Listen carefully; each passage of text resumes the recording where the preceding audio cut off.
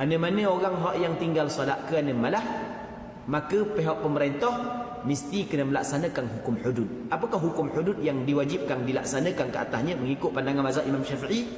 Dijatuhkan hukuman bunuh, tapi dengan syarat-syarat tertentu. Syarat yang pertama, memang diwajibkan kepada dia ibadat salat. Dia orang Islam, dia mukallaf, suci daripada haid dan nifas.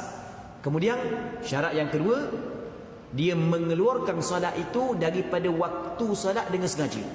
Kalau dengan terlupa, tertidur, waktu tidak ada pelaksanaan hukum hudud ke atasnya. Dua. Yang ketiganya, dia mengeluarkan salat fardu itu daripada waktu yang boleh dijamak sekiranya salat itu boleh dijamak.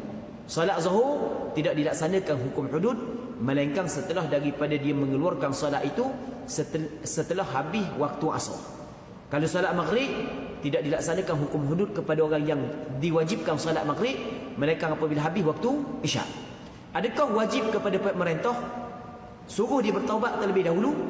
Berlaku khilaf di kalangan ulama fiqh. Pandangan yang pertama kata tidak wajib, disuruh bertaubat. Pandangan yang kedua mengatakan wajib, suruh bertaubat. Baik, atas pandangan yang mengatakan tak wajib suruh bertaubat, bukan sunat aja suruh bertaubat.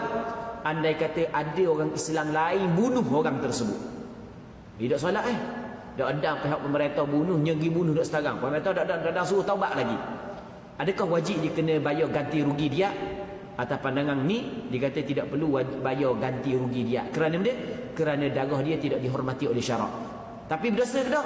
Berdosa, tetap berdosa. Cuma tidak ada bayaran ganti rugi, tak ada bayar dia. Sebab darah dia halal, darah dia tidak dihormati oleh syarak. Tapi atas pandangan yang kedua, wajib kena suruh dia bertaubat.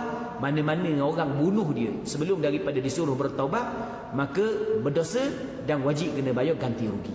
Ni di antara benda yang perlu kita faham. Bila kita faham kesimpulan dia, maka kita nak sebut satu lagi. Perbincangan ni tinggal solat siapa kena bunuh ni, benda yang kita dapat faham besarnya solat dalam agama Islam. Besar. Jadi kita jangan main gurau dah bab solat. Bab solat jangan main gurau, benda yang besar. Sehingga orang yang cukup syarat-syarat apabila tinggal solat, maka pelaksanaan hukum hudud adalah dihilangkan kehidupan dia di atas dunia.